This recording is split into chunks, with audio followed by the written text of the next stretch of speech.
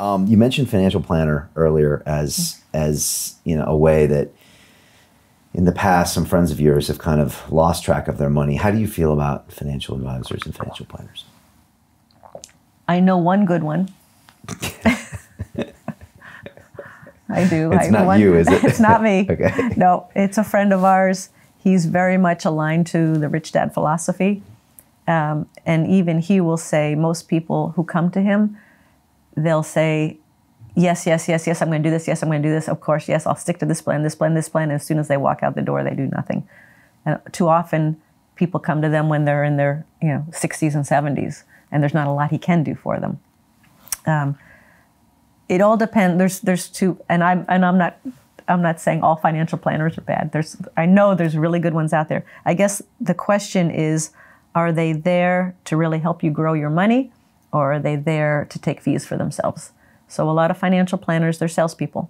And I know I've learned this from a friend of mine who was a financial planner, and she kind of told me how it works in her industry and how they had these different buckets. And at the end of the quarter, if you didn't have enough clients in this one bucket of different products, you have to put everybody in there, whether it was for their best interest or not.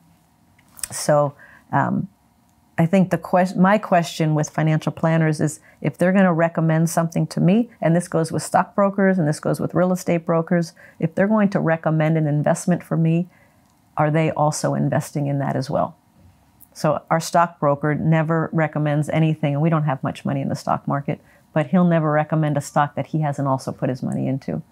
So if they're putting their butt on the line, then I have a little more interest in listening to what they have to say. Right. But ultimately, they'll never look after your money the way you will. No, never. I still remember early days, we had this neighbor who was a stockbroker, and he said, oh, you got to buy Coca-Cola. I said, okay. So we bought some Coca-Cola years and years and years ago. And I'm watching it, and I'm like, I want to sell it now. It's made a nice little profit. I want to sell. No, don't sell it. It's going to do this, and it's going to do that. And I'm like, no, we really want to sell it. No. And I let him talk me into keeping it. And I went the other way. And we lost money on that. So I'm just not a student of the stock market. I don't want to be a student of the stock market. If I'm going to do an investment, I need to be a student of that investment. I need to study it. If I'm, as in entrepreneurship, we're studying every day, right? We're learning every day. We're studying new things every day. So whatever I'm going to put my money into and put my time into, I've got to be an avid student of it. Yeah, good advice. All right, taxes. Tell me about taxes. What do people need to understand about taxes? I think a lot of people have a weird impression of taxes, maybe the same as money, and who should pay and who shouldn't pay and what you do about that. So to educate us. Nobody likes paying taxes. But I have heard people say, I'm happy to pay more, and I'm happy to pay a lot more in taxes because that means my income is bigger. That means I'm making more money. Okay, I don't have problem contributing money to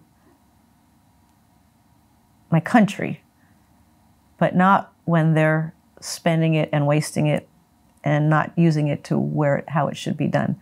So in the world of taxes, unfortunately, the people that pay the highest taxes are employees and self-employed people, because they don't have many, there's not many,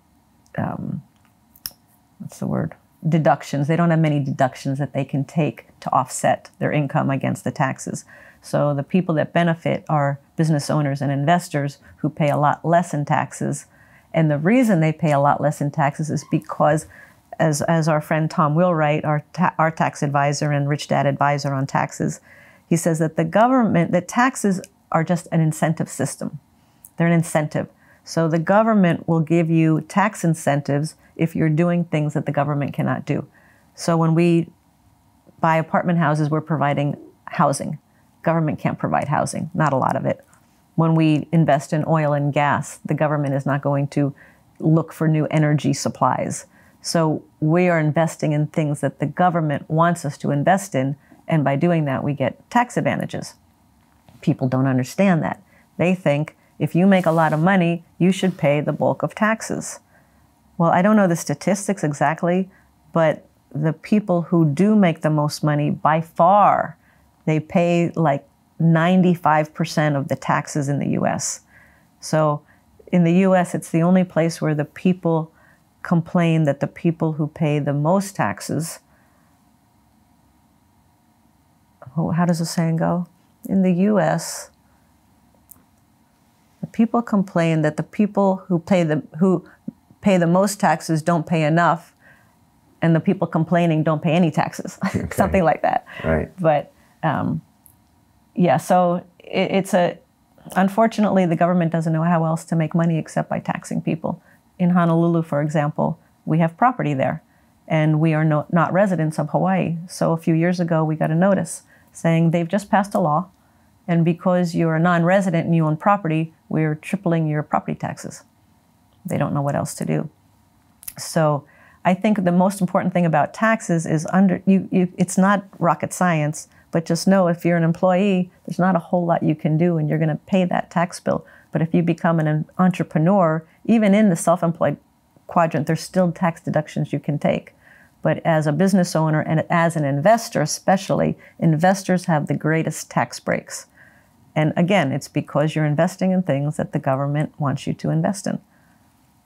And taxes is the single biggest expense for most people in their lives. Yes. And they don't realize it. Yes. Because you get this printed receipt at the end of every month, and you're like, that seems like a lot of money, but I got $2,000 in my bank account. I'm going to go spend it. Yeah. But you don't realize that that is the single biggest expense, more than your mortgage, more than your food, more than your kids' tuition. Yes. The government's taking that. Yes. And that's an incentive to get you to invest in assets. Yes. Is what it really is. Yeah, that's a great point. That's a very great point. But if you choose not to, that's your choice. But a lot of people are saying, I'm going to buy this property and I'm going to have tax deferrals or tax advantages, and I'm providing this service that by definition the government wants you to do, because that's why the taxes. Right. And that's a great point, Brian, because every employee, I still remember the first time I got my paycheck, what's all this stuff taken out? What is this? I was 15. Oh my God. But every employee can be an investor. Every self-employed person can be an investor. If you're going to be an investor, just watch that mindset, because if you bring an employee mindset to the world of investing, it may work against you, because an employee wants safe, secure income. They want that security. So they will probably invest as a secure investment. So just be aware of that. So if you're an employee and you have that employee mentality and you want to invest in property, you might need to make some shifts in your thinking. Right. Okay. And people that complain that some people don't pay taxes, I think I was talking to Robert about, it's a big article in the New York Times about how Jared Kushner had not paid taxes because he invested in a lot of property. And then these days we see big corporations around the world like not paying taxes here and there. What should people think about that stuff? Well, they wanted Trump to reveal his tax returns. The average person would have no idea what that tax return means, because the people that, again, if there's a mindset that if you make money, you should pay a lot of taxes. I mean, in Europe, there's countries that are, it's like 70% taxes and things like that, right? Yeah.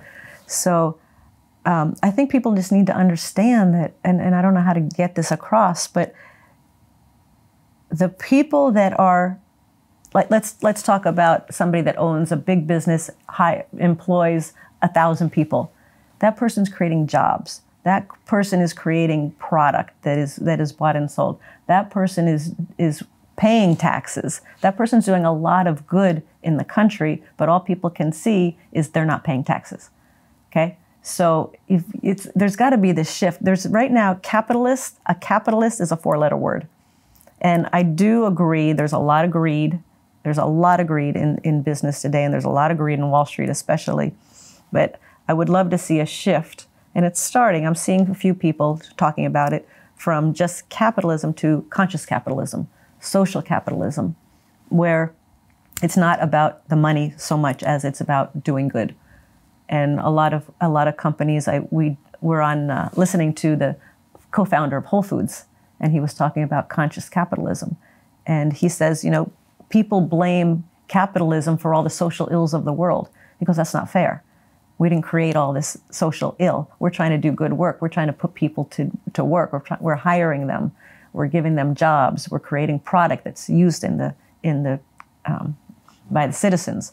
So I think It's almost like people are being brainwashed into business is bad, business people are bad, capitalism is bad, Wall Street is bad, and Wall Street in a lot of ways is bad. Investing is bad, landlords are bad.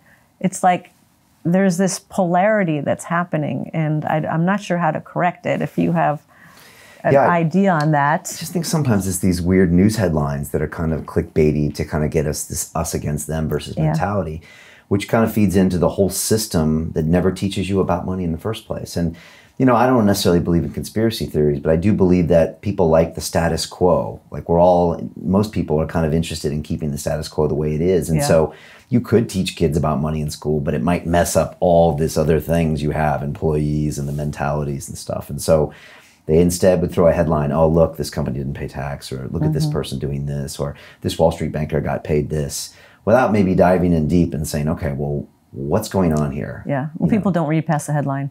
Yeah. Matter of fact, I was talking to one company, and they talk about the unobvious trends happening. And the number one unobvious trend was manipulated outrage. And it's the media, it's social media. They, like, just as you say, these horrific headlines that get you all riled up on the internet. They'll go, if you get all riled up, oh, if you like this article, we got 10 more that are worse than that. So they are creating this polarity, and they're creating people to get very upset and angry about business, about money. So I agree. It all goes back to people need to be educated about money and understand what money is about and how to not just manage it, but how to grow it. Yeah, I mean, we're in an attention economy right now. So it's just all about attention. Attention is the new currency.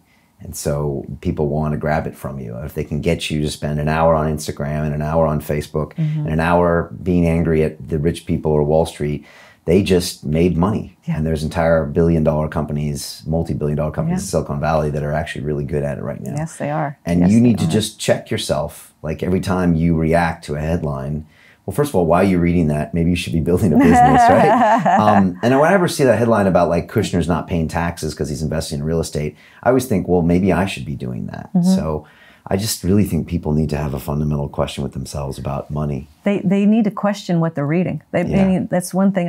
When I was 9 years old, my mom said, Kim, if you don't want to spend your life in a kitchen, don't learn how to cook. And she said, this is before computers, and if you don't want to be a secretary, don't learn how to type. And she was really saying, don't go with this status quo of what a woman should do. Start to question everything. Question everything. And that's what I would say, just what you're saying. As you're reading these headlines, question. I mean, number one, what's the source of that? What's the source of this article? And what's really the truth about this article? And people today, I heard their attention span is like less than 8 seconds for the average person. Same as a goldfish. Yeah. Been proven. Same as a goldfish. Yeah, been proven.